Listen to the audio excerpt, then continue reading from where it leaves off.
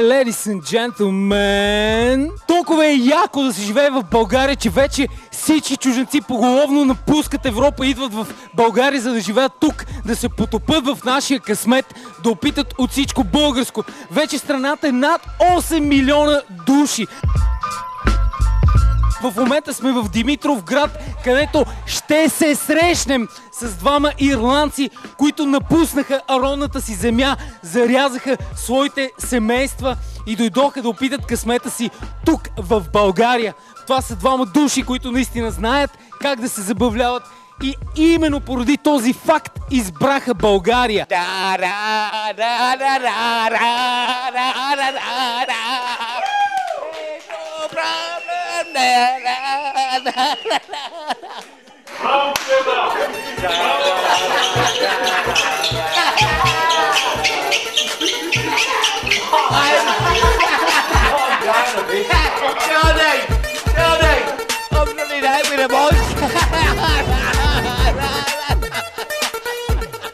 Do you like Bulgarian prostitutes?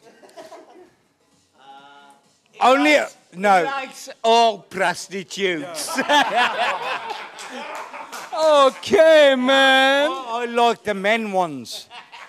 Yeah, really? Yeah, men ones. I like men prostitutes. Not him. Give big man.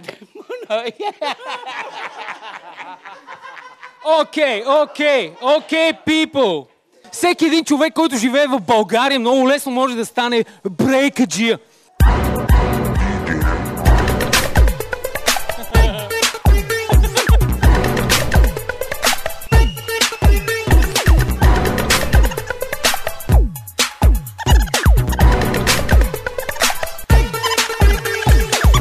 Вижте как ефтините проститутки, добрите наркотици и ефтината бира карат милиони чужденци да напускат страната си и да дойдат тук.